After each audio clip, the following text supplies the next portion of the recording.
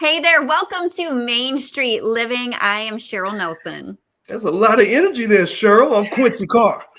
She's got the holiday spirit, and I'm Danielle Alvari. I do. I'm so ready for the holidays, you guys. I'm getting so excited. I still need to decorate, but I was curious if you guys have any good holiday traditions. Hold up. You still need to decorate, Cheryl? I've been Cheryl. busy. Check out my Instagram. I've been flying all over the place. I've decorated, Cheryl. Come on now. I know. Yeah, well, What your can I wife made say? you decorate, Quincy. Facts. We know you didn't want to. No. But I did reluctantly, and we got, like you'll see in this picture here, we got like this is like a wagon, and we got some decorations in there. Then we got an elf on the shelf. It's stuck up under the tree skirt, Oh, wow. and there's a beautiful tree right there as well. Oh, So, Quincy, I'm impressed. Well, you should be. Yeah. That puts my little baby tree to shame, as you guys can see. It's like Dr. Kim, but I put some lights on it. You know, it's a little side tree, but it was with me last year. It's starting to get some sentimental value, so you know. Yeah. Yes, I'm all about sentimental value, and it's like Charlie Brown tree. Nothing wrong with Yeah. that. Yeah. Yes. So I need to throw Yes. my tree up, and my cats, they always look forward to this, guys, on Christmas morning when we unwrap the presents. We throw wrapping paper everywhere. And as you can see, Adeline loves to hang out in the wrapping paper. It's so She's much Mom's fun. favorite. And speaking of fun, guys, we got a fun show coming up today. In fact, we're going to talk about an entrepreneur who also is the winner of a big contest. Oh, wow. And you want to stick around because we're getting help from our neighbors at Topeka United and the Alpha Project. We're also going to see what they have cooking this Christmas with the Arizona Theater Company. But first, everybody loves a parade. That and more is coming up right here on Main Street Living.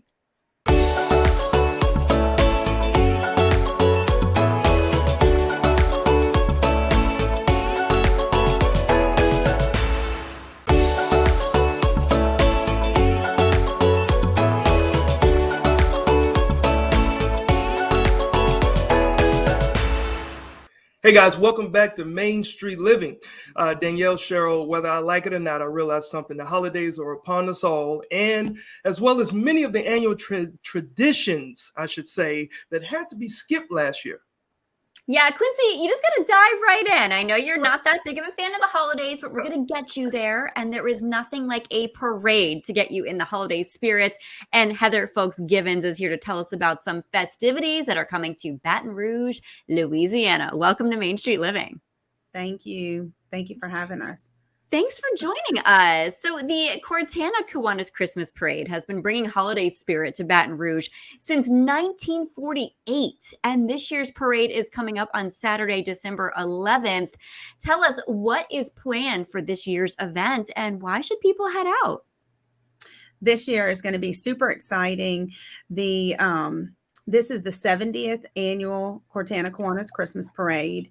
And so we will be not only celebrating because we're having a parade and we are easily getting out of the COVID season, but we are also celebrating 70 years of bringing the parade to downtown Baton Rouge. At 4:00, there's going to be a Battle of the Bands. That is going to be in front of the River Center. And we have 10 local high school and middle school bands that will be performing for 3 to 5 minutes each. They'll all be performing for a cash prize. And those prizes will be handed out right at 5 p.m. And then the parade will roll right at 5:30. And this is not just going to be a fun holiday event for entertainment. It's also a fundraiser, more importantly. So how is the money going to be used? Any proceeds that come from the parade are actually put back into all of our projects. Kiwanis is a global organization of volunteers dedicated to improving the world, one child and one community at a time. And so all of the money that we raise from the Christmas parade actually goes into our projects that we put all year long that we put on in Baton Rouge and the surrounding areas. So we have placed AEDs in several schools in Baton Rouge.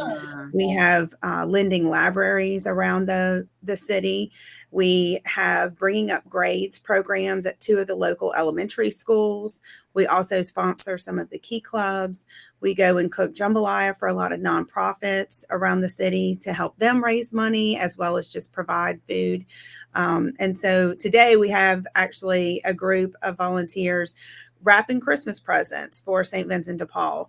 So there's just several different things that we're able to do in the community with all of the proceeds from the parade. You guys are staying so busy, and I love everything you're doing for the community. But going back to the parade, there's something magical about it that makes people happy and gets everybody excited. Why do you think that is?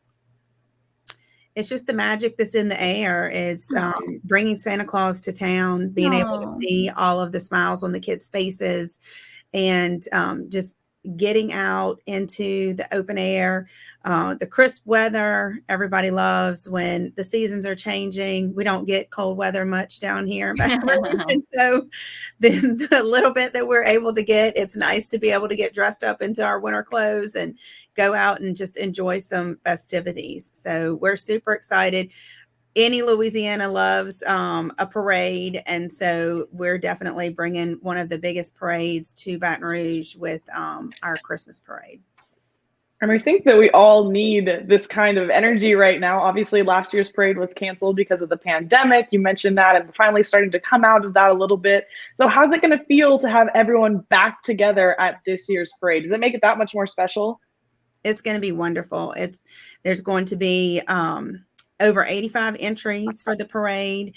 We usually have 80 to 100,000 spectators lined up on the streets of downtown Baton Rouge at the parade. Wow. And I really do think that it's going to be bigger and better this year than it's ever been. So we are super excited. Now, do you need a ticket to attend, or can anybody just come out? Is there going to be any kind of crowd control? There's always crowd control. You do not need a ticket to come out and attend.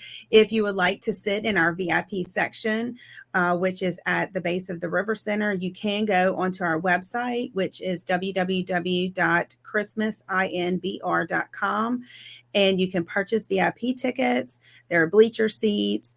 There is jambalaya, Coca-Cola products, and all of the entries are made known that there's a VIP section right as the TV cameras are, right where the TV cameras are. And so make sure to save some of your best throws for the VIP section. But everywhere else, our parade route is right at 1.25 miles. The parade map is on our website as well. And there are just plenty of areas along the parade route that you can go and you can stand, and you definitely do not have to have any type of ticket. The Baton Rouge Police Department will be there in full force. Our Kiwanians will be on the parade route. There are several people that are in the area that will help with crowd control. But as we always ask for, everybody to just be aware that this is a parade. It's okay if something falls in the street. The next float will definitely give you something else. So just leave it there. So just leave it there. Before we let you go, one last question. What's your personal favorite part about this parade? What's your favorite thing to see? My favorite thing to see is just all of the smiles on the kids' faces, and how their eyes light up. We are able to bring a lot of joy to just some different groups this year. We have some nonprofits that are participating. They were sponsored in, and just some different avenues of being able to bring joy to some kids that would have never experienced being able to be in a parade. So being able to see that on their face and them get excited to see some of our grand marshals, and excited to see Santa Claus. Of course, that's what Santa. This season is all about, and you got to make sure Santa Claus is there at the end. How can our viewers get more information, and how can they watch the parade or donate? So you can definitely get more information if you go to our website, which is www.christmasinbr.com. You can donate on the website as well. There are some facts on the website. There is a lot of information just about our club that is hosting the parade. And we will post on all of our social media channels, so Facebook as well as Instagram, and on our website, all of the TV debuts. We're going to be on Your View as well as WAFB, and it will be, the last 2 weeks of the month that the production will actually be on TV. So it's definitely a fun show to come out and see in person, and it's great to watch it on TV as well. Absolutely. I think a lot of other cities are going to be watching and taking notes about how you do it. And once again, for all our viewers in Louisiana, tune into Your View starting on Christmas Eve to watch the Cortana Kiwanis Christmas Parade. Thank you so much again for joining us. Happy holidays. Thanks, Thank Heather. you for having us. Happy holidays to both of you. And speaking of the holidays, Cheryl, there's a lot more to do. We have a lot more entertainment options to talk about for the holidays coming up right here on Main Street Living.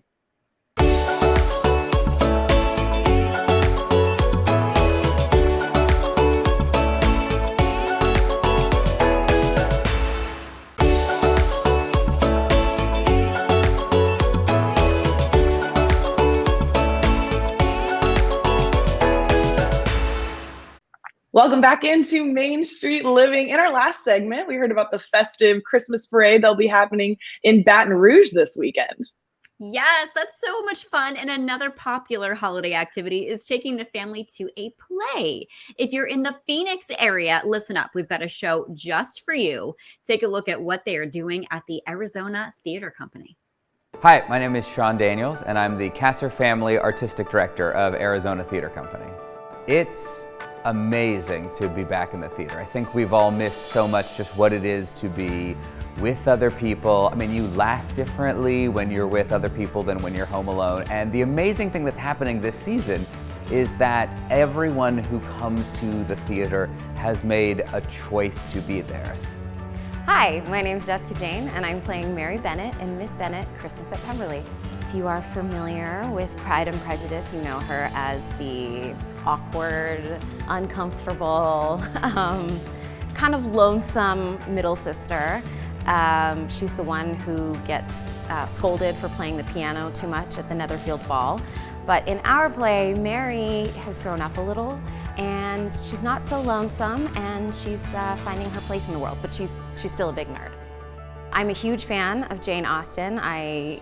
Anything Jane Austen, anything Regency was something I read when I was a kid and a teenager and now an adult. I think our playwright talked about how she read Pride and Prejudice almost every year, and I'm about the same. 2 years afterwards, we catch up with Mary, who is, the middle sister that doesn't really get the same ink that the rest of the sisters do. And it's a chance for us to not only celebrate Christmas, but to do that with some of our favorite, characters from literature all together. Elizabeth Darcy, Fitzwilliam Darcy. And so what I love about the show is that it's a family-friendly, just charming evening. It's a little bit like eating frosting for dinner, but I enjoy that at the holidays. So, we say to anybody, if you have a family, if you have kids, if you have people of any ages, Christmas at Pemberley is really the show for you. This is our 54th season, but it actually is the first time in a while that we have done a holiday show. And one of the changes that we made over the break was to adjust our schedule so that it could be a part of the season. Now, I love holiday programming because I think for so many families, it's their only time that they come to the theater. For so many people, it's their first time coming to the theater. We get to be the people that introduce the art form to them. And so when I was trying to figure out what show does that, Christmas at Pemberley, I think by Lauren Gunderson and Margot Melcon, I feel like is that. The best way to stay in contact with us is atc.org or to go on to any of the social media platforms that you prefer. Facebook, TikTok, Twitter, put in Arizona Theater and you'll find us. If you want to come to our theater, if you want to go on social media, if you want to go on our website, we will directly connect you with our artists. You'll get to see them before the rest of the world, and you'll get to feel like you have a personal connection with them, and they'll get to know you. And that's what Arizona Theater Company is all about. Oh my gosh, guys, that makes me so nostalgic going back to the theater. And I love what he said. It's like eating frosting for dinner. Yes. Yeah, That's I all I'm saw trying to that. do. And I'm thinking, wow, 54th season of doing this. There's something to be said about the excellence, I would say, that the Arizona Theater Company Yes. embodies.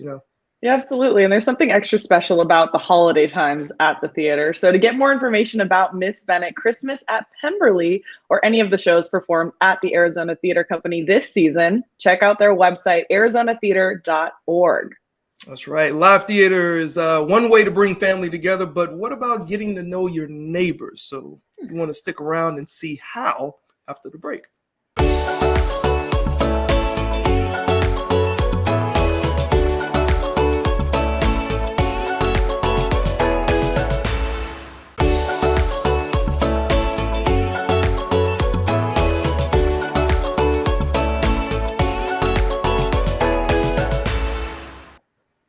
Welcome back to Main Street Living. With all the division in our country over the past few months, it seems like we are moving farther and farther apart from each other. But a project in Topeka, Kansas is working to change that with the belief that creating a better future starts with individual relationships in our neighborhoods. That's right. The Mosaic Partner Pairs project is breaking down barriers and uniting the community one relationship at a time. So here to talk about it, please welcome Karen Hiller and Dr. Beryl New. Welcome to Main Street Living, ladies. Thank you. Glad to be here. So Dr. Beryl, I'm going to start with you. You are just about to graduate the first class of Mosaic Partner Pairs in Topeka. What has been the goal of Mosaic Partner Pairs? We are so excited. When we launched this project, we were not sure what the outcome might be, but as we are listening to feedback from participants, we're excited that it's apparent that this is working. The goal is to allow two individuals who are the same on the inside but look different from the outside and perhaps have experienced different life experiences to come together, find out about their similarities, and then move forward to bridge other communication gaps within Topeka, Kansas. Right now, and, I love that. I love that, Dr. New and Karen. The Mosaic Partner Pairs project is a part of Topeka United. So, how did this come about? What happened is that we had a group that you've met before, Brown v. Board Sumner Legacy Trust, who did the 65th anniversary of the Brown v. Board case here in Topeka in 2019. And that was 11 days. And over the course of that, we had recruited some facilitators and speakers, and we asked them to come and meet after that was over at least one time to do the debrief, of course, but also to say, is this the right time for us to try and advance this vision of Brown v. Board? And unanimously, the answer was yes.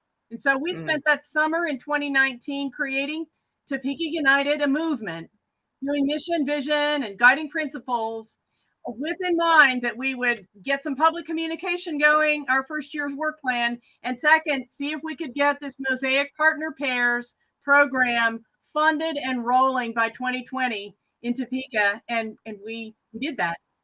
Nice. You absolutely did that. Nice. Yeah. Very diverse group in Topeka United, as well as then, of course, a goal of total diversity in everything we did. We love that. We love that. So Dr. Beryl, I love what you mentioned about trying to find similarities with people we might not think we have those. How does the Mosaic Partner Pairs work? How are they paired up?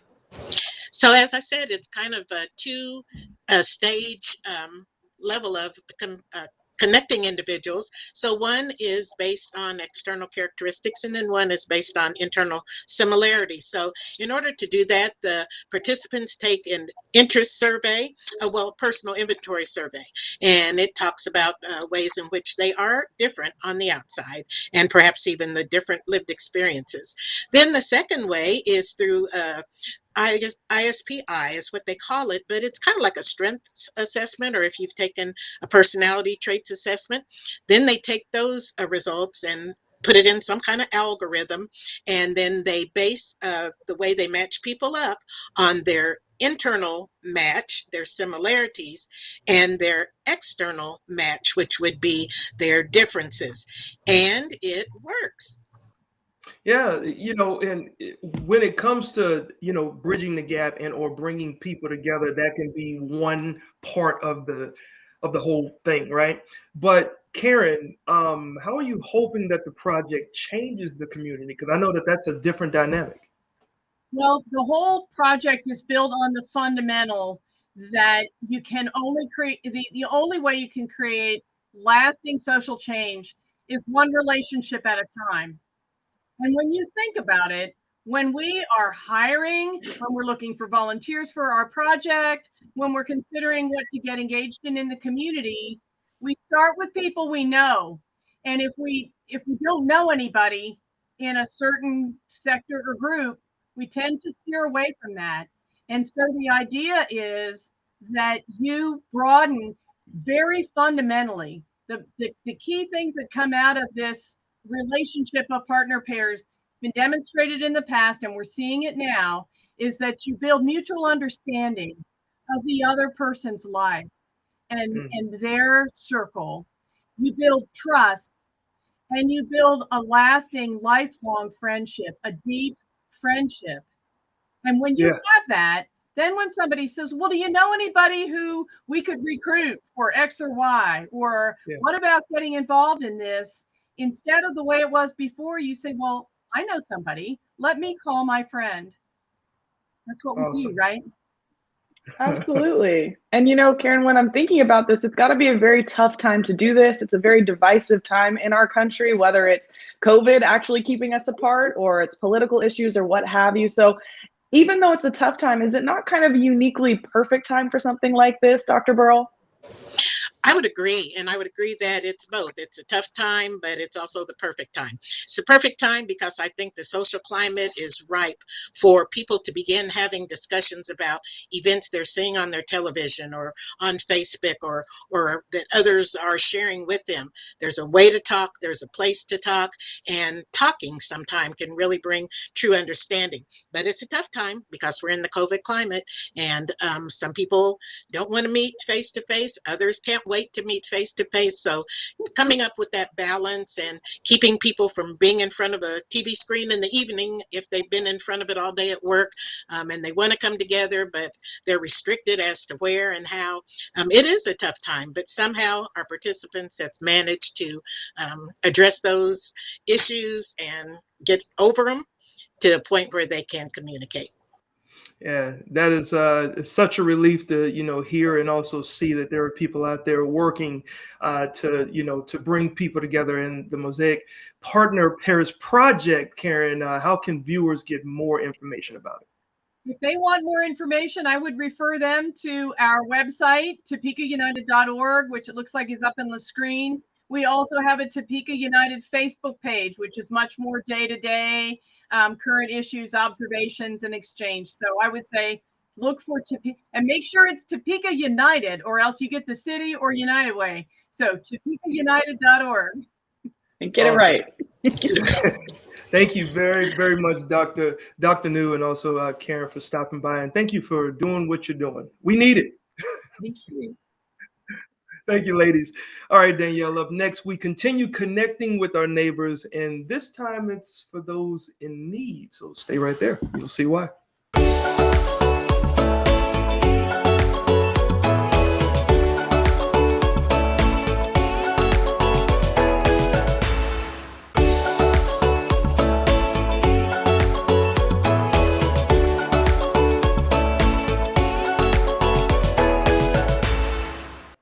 Welcome back into Main Street Living. Sometimes we all need a little extra support, and that's especially true for folks who find themselves homeless.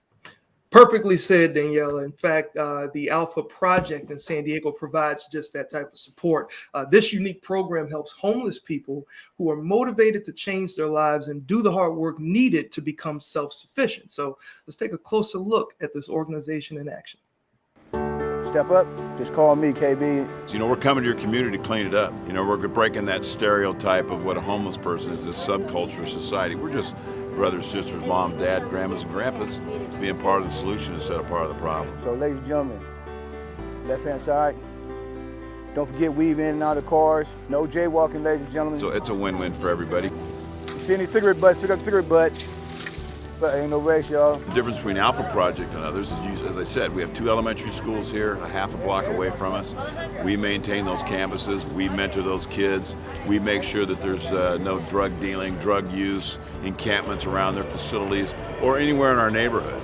We self-police, and that's all a testament to the folks here that used to be out there. Watch out for sharp objects, ladies and gentlemen. Ed's, once again, he's a perfect example of the quality, the caliber of the men and women that have been outside on the streets. Here in San Diego for over 50 years, raised in Chula Vista, went to Bonita Vista High School, class of 77, have worked all my life since 1975.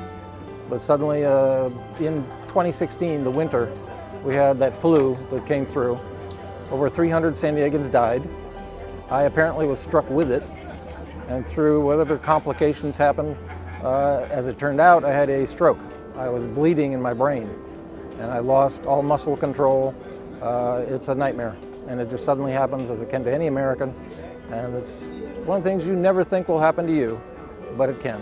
The onus of responsibility need to go to our folks like Ed, people you've seen here that have tremendous skill, tremendous wisdom, and give them the opportunity to shine. It's that peer-to-peer support, talking to the folks out there and bringing folks in here to start the process. Let's go.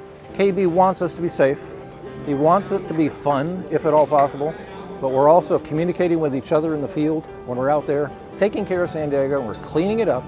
We're also giving solutions to each other, talking to each other about how did you get here? Where's your family? What do you hope for? Society as a whole and citizens, certainly San Diegans, are so willing to help if they can see positivity, if they can see change, if they can see a reward or benefit from that help.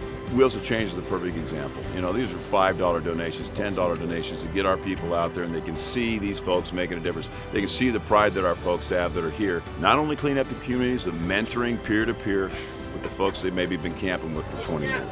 On behalf of Alpha Project, good job today. For the Go Do Lunch, good job. Appreciate it, ladies and gentlemen. When they come back in from work, it's phenomenal to see, homeowners came out and say, hey, we're so happy you're here. God bless you. Businesses coming out bringing waters. And to have these communities come and neighborhoods come and embrace you, say thank you for being here, man, that's a huge paradigm shift.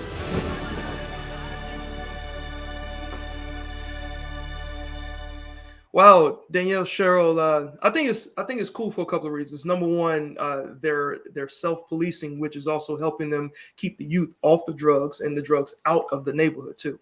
Yes, 2 great causes, obviously. Yeah, they're also helping to clean up the community and doing a lot of mentoring, a lot of good stuff there. And to learn more about the Alpha Project or to support their efforts, you can reach out to alphaproject.org. Well, coming up on Main Street Living, stay with us because we will talk with an entrepreneur with a winning idea that is changing lives.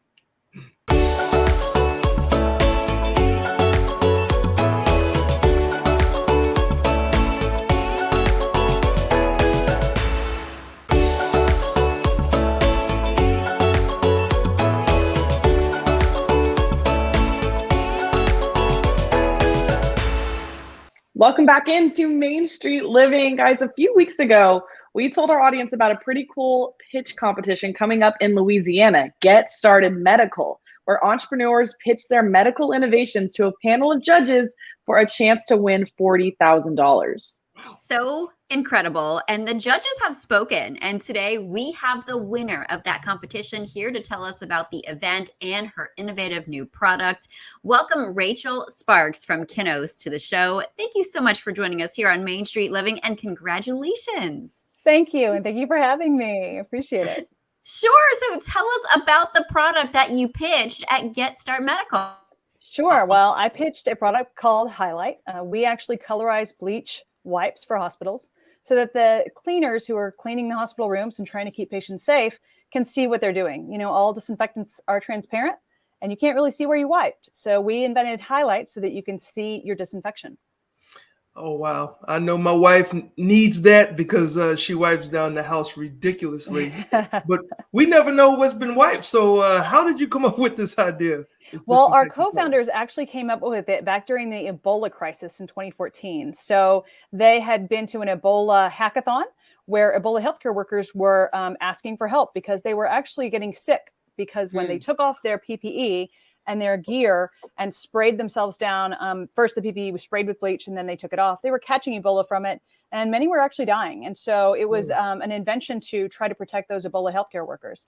And over time, we developed it further into something that fits better into hospitals. Wow. So how exactly does it work? Does it leave a film with a color on it, and then does it eventually kind of evaporate? It doesn't stain anything? That's right. Yeah. So it actually prints it onto the wipe as you're pulling it out of the large wipe cartridge that most hospitals use to disinfect their hospital surfaces. It puts the color on at the time of use. And as you wipe, it's a bright blue colorant. That gives you the visibility of where you're wiping and instant visual confirmation of your coverage. And then it fades in about 3 to 5 minutes, which is about the same amount of time that you should be leaving the bleach on the surface. So it's a good reminder. Very cool. Yeah, it sounds like a very, very intense process there, Rachel. In fact, let's go ahead and bring in Destin Ortego from Opportunity Health to share how his group helps entrepreneurs prepare for these pitches and gets their product out there. Welcome, Destin. Thank you for having me. Wow. So, what are some of the key things entrepreneurs need to learn to succeed in pitching their products? Absolutely. And I think probably the main thing that we try to stress is that your idea for a business is not always going to be that $1 billion idea that's just going to succeed and launch right away.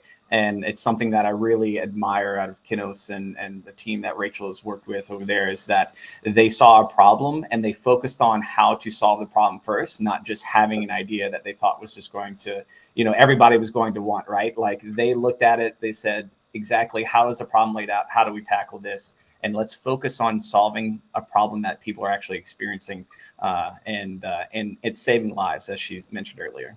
Yeah. Yeah, it sounds so cool. And it's got to be a little unnerving to pitch at something like this. I know there's a lot of pressure there. And Rachel, I want to go back to you for a second. We know you had some expert mentorship as you prepared, but what was the preparation process and the actual pitching process really like? Sure. Well, we had wonderful support from Opportunity Health. We had mentors for several weeks beforehand that were both helping us with the idea of the pitch, but also our overall business plans and how we were raising money and, finding investors. So there was a lot of experts that were willing to work with Opportunity Health and give us advice. To prepare for the pitch, it was kind of like taking a sales pitch and making it as short as you can possibly make it and as easy to understand, because we had a very, very tight time window. So just did a whole lot of practicing, a whole lot of rehearsals. My dogs got used to me saying that a few times. Yeah, and it looks like the program worked for her, Destin. Can you go through what the Opportunity Health program does for the entrepreneurs specific?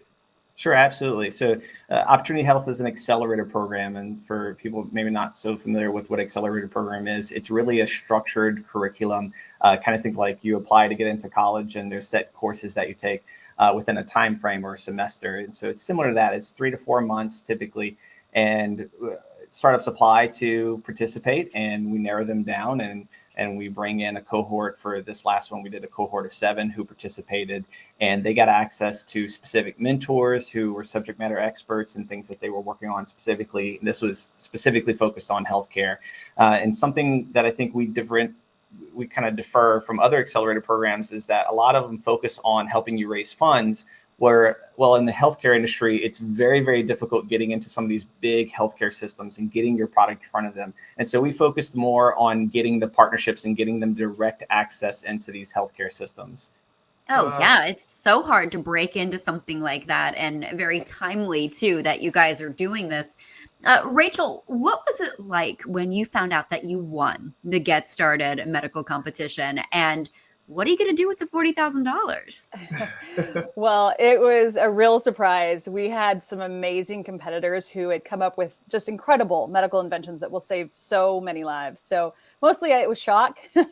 And we're really excited because we have new products launching in 2022. And they're still in formulations. It's a lot of chemistry.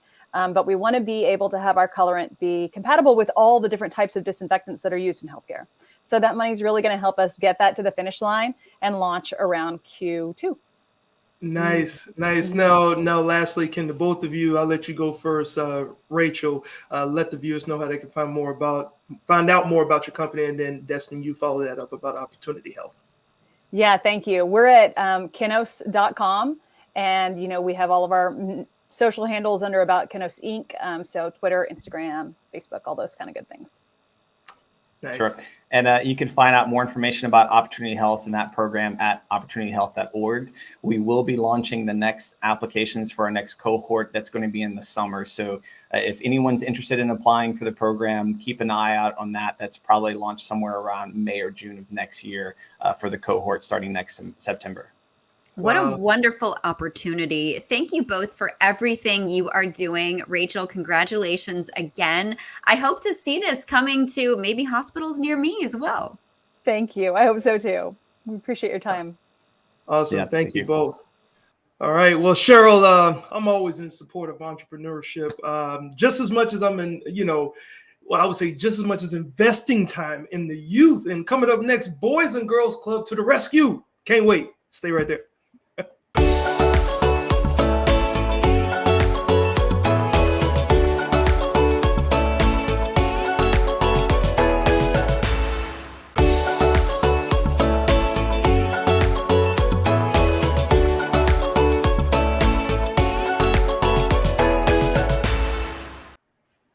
Welcome back to Main Street Living. Before the pandemic hit in 2020, the Boys and Girls Club of San Marcos in San Diego County served more than 4,000 young members in their after-school programs and during school breaks.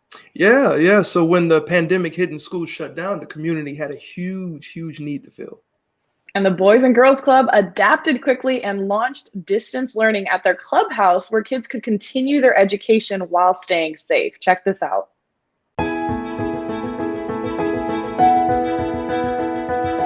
The Boys and Girls Club is a mainstay in the city and the community of San Marcos. On any given day, we serve 1,100 kids with over 4,000 members across 13 different sites.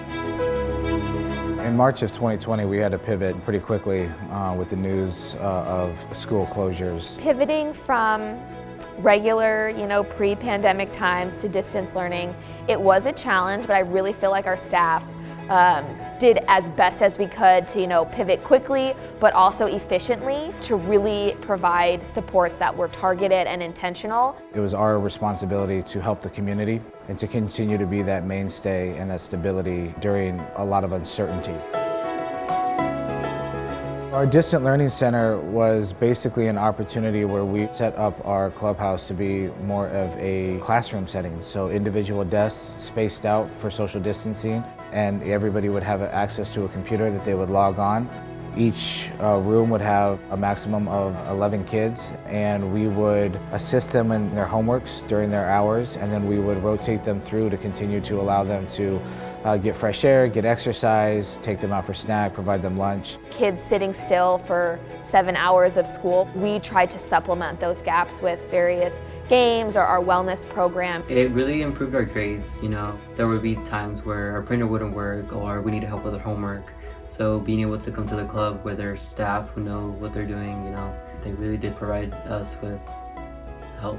The staff are the main and key factor to the whole organization, because you can provide an organization with a ton of money, a ton of resources, but they won't be successful without the right people working there. You don't get to have 4,000 members, 1,100 kids a day without having some sort of impact in a positive way. And so I think that it was important for us to continue that trajectory, continuing to have that impact and that positive influence. I think something positive was really just the community's sense of support that we were able to offer. The community rallied behind us, starting with our board. Our board was instrumental in making sure that we were open each and every month.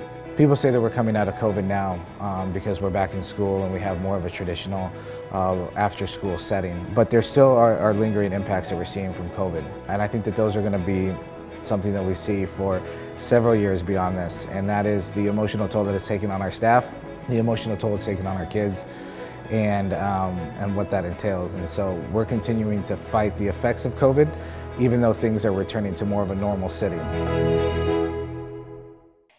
Wow, Cheryl, Danielle, I don't know if you noticed about me, but when I was in college, I donated my time to assist at the Boys and Girls Club right here in Hampton Roads. And I can tell you it is very, very rewarding. Oh, Quincy, I bet it was. And I bet they loved you. No, I don't think they did. Yes, No, they I'm did. sure. Absolutely I'm did. sure they did. Well, Quincy, always inspiring us here. And to find more information about the Boys and Girls Club in your area, go to bgca.org. All right. There it is. More of Main Street Living coming up next. Stay right there.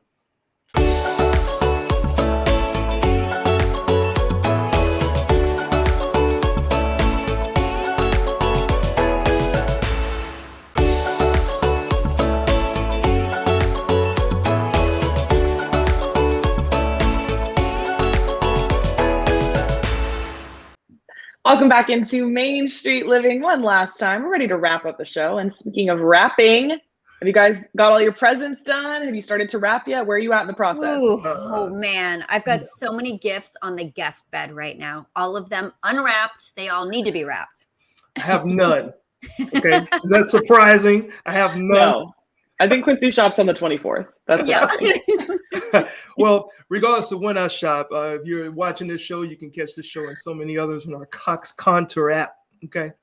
Yeah. All right. That's the best gift. Yes. And as always, new episodes of Main Street Living right here, 9 p.m. local time. So that's on Mondays. Make sure you join us as we take another stroll down Main Street.